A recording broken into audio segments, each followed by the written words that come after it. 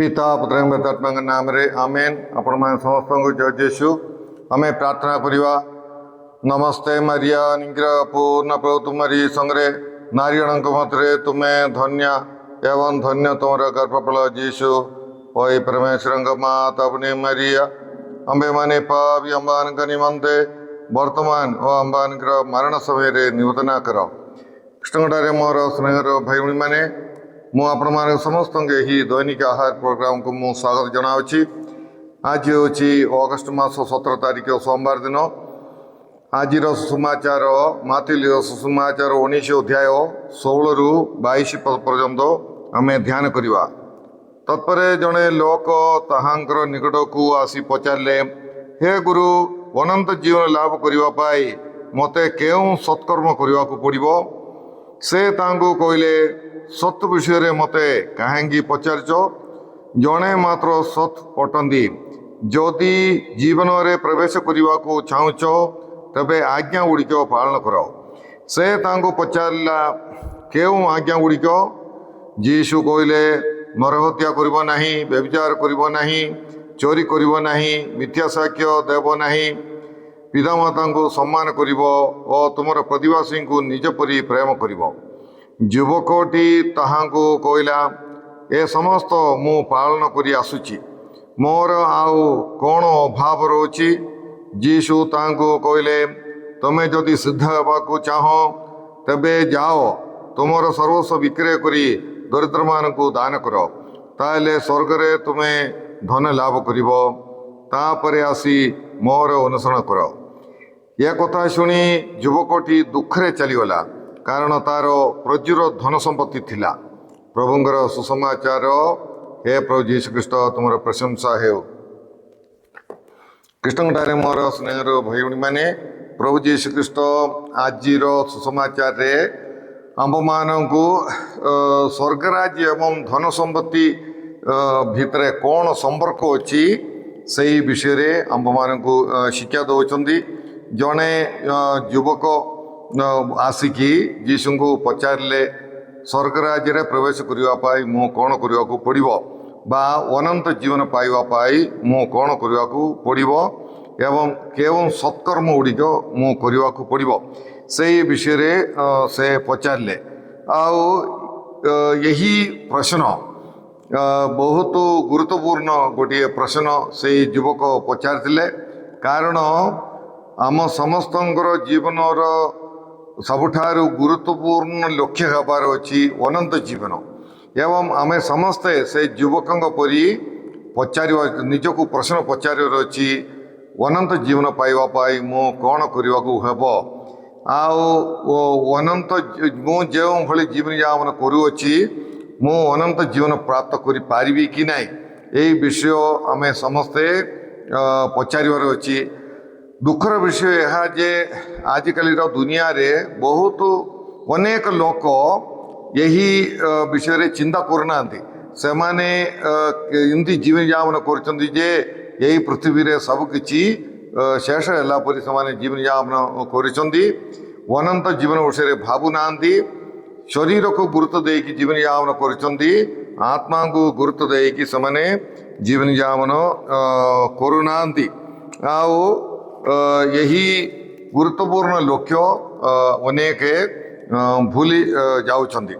तेणु प्रिय भाई भाई मैंने आमे मु अनंत जीवन को आत्मा को गुरुत्व देकी शरीर ठारू अधिक यही पृथ्वीर विषय वस्तु ठारू अधिक गुरुत्व मु आत्मा को ईश्वर को देकी अनंत जीवन को लक्ष्य करी मु जीवन यापन करुच्ची कि नाई, यह आमे समस्ते भावी देखा।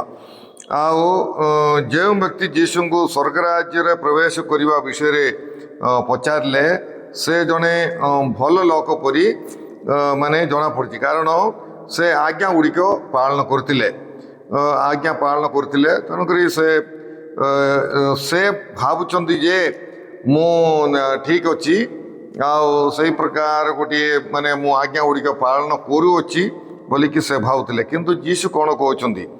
जीशु माने जतबेले से माने आउ मोर से प्रश्न माने स्वर्ग प्रवेश करने मु कौन करने पड़ो से जीशु कहले आज्ञा गुड़िक पालन कर क्यों आज्ञा गुड़िक बोलिकी से पचारे यह आम जीशुଙ୍କର उत्तर यही युवकर प्रश्नर उत्तर जहाँ जीशु देइचंदी केउं केउं आज्ञा गुड़िक सेटा मनुष्यर संपर्क केवल मनुष्यर संपर्क विषय जीशु उत्तर देइचंदी माने मनुष्य संबंधी आज्ञा गुड़िक माने कौन नरहत्या कर नाई मनुष्य विषय आउ व्यभिचार कर नाई चोरी करिवो नाई मिथ्या साक्ष्य देव नाई पितामाता को सम्मान कर प्रतिवासी को निज परी प्रेम कर सबू माने मनुष्यर संपर्कर विषय प्रभु जीशु ख्रीस्ट माने कहते तेणुकरी से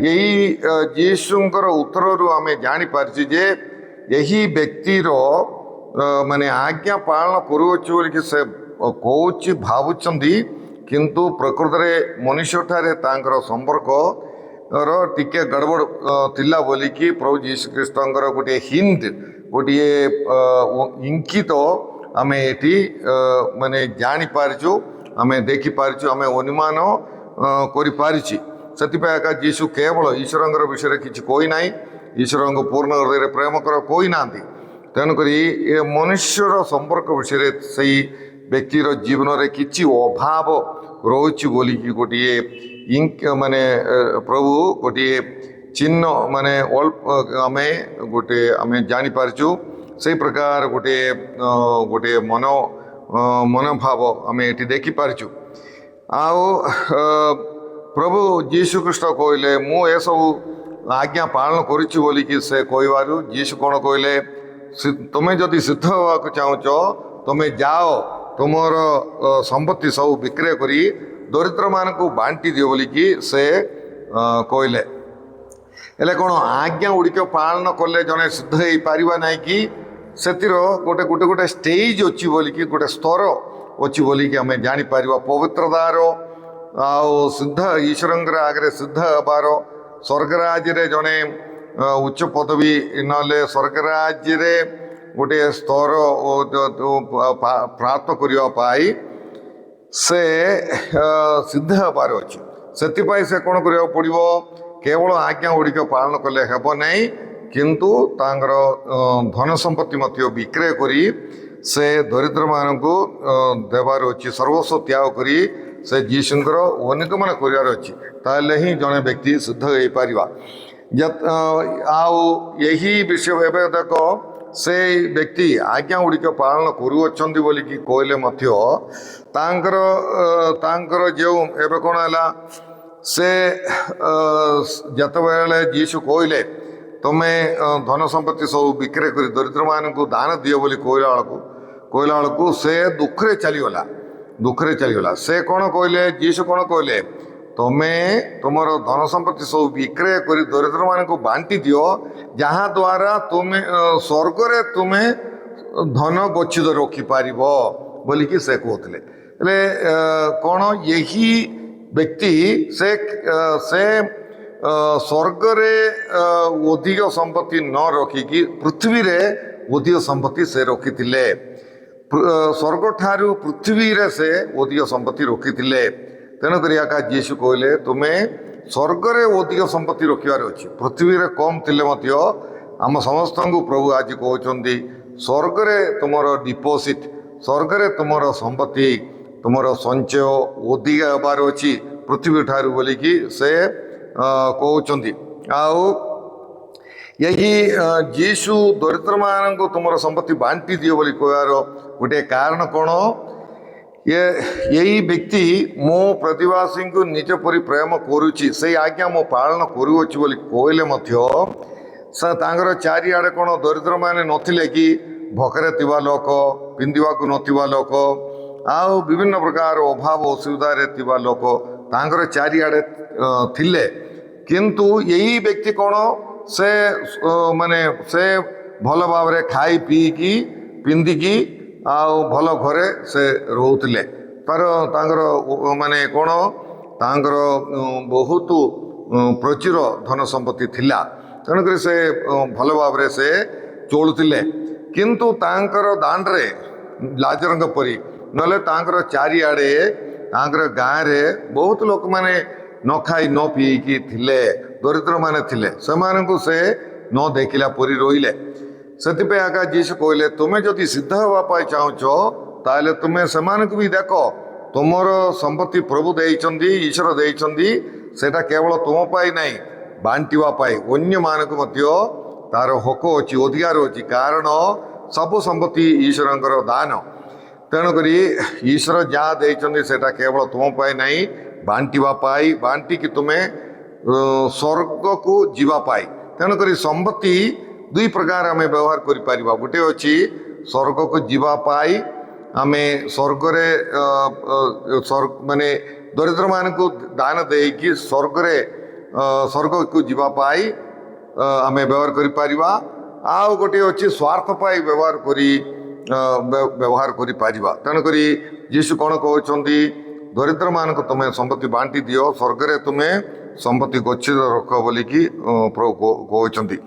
ଆଉ ସେଇ ବ୍ୟକ୍ତି ଭାବୁଥିଲେ ଯେ ମୁଁ ସବୁକିଛି ଆଜ୍ଞା ଗୁଡ଼ିକ ପାଳନ କରୁଅଛି।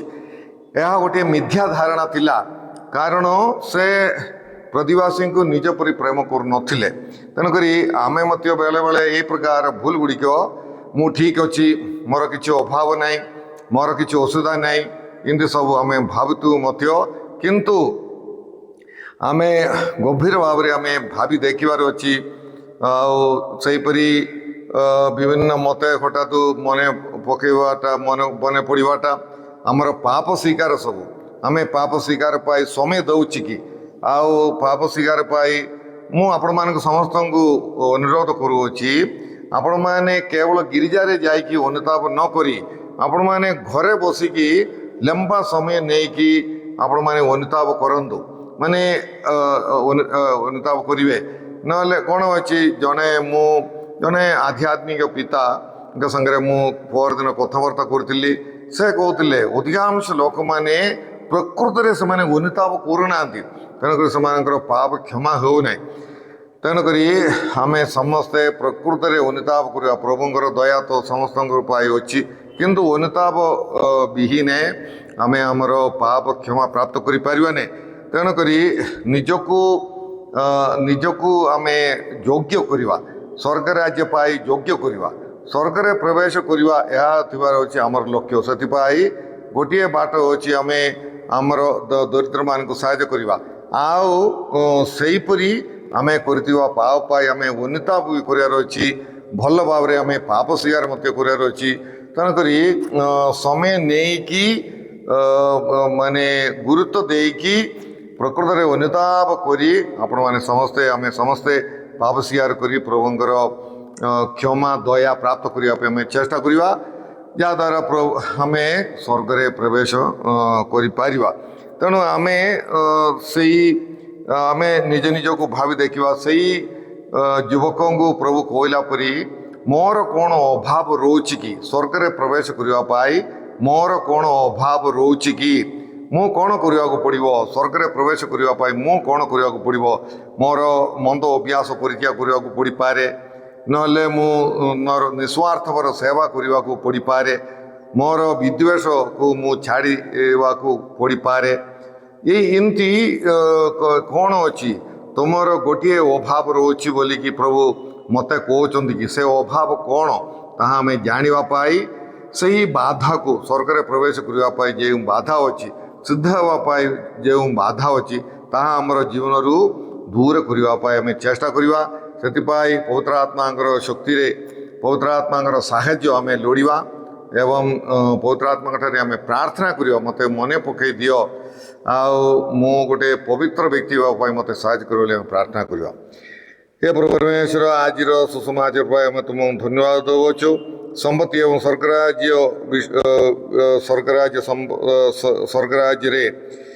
भितर कौन संपर्क अच्छी से विषय आज तुम्हें आम मान को शिक्षा देल प्रभु, से आम तुमको धन्यवाद देवछु। या प्रभु, संपत्ति एवं भिन्न भिन्न पाप गुड़िक आमर जीवन में बाधा सृष्टि करे, स्वर्ग में प्रवेश करने बाधा सृष्टि करे, सिद्ध होगापी आम जीवन में बाधा सृष्टि करे।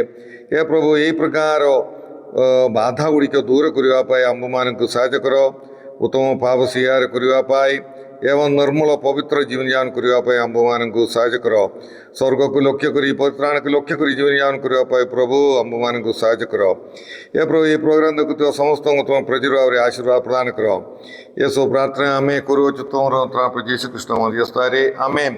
सर्वशक्तिमान परमेश्वर पिता और पुत्र एवं पवित्र आत्मा आपण समस्त आशीर्वाद करंतु आमेन। आपण समस्त जय यीशु।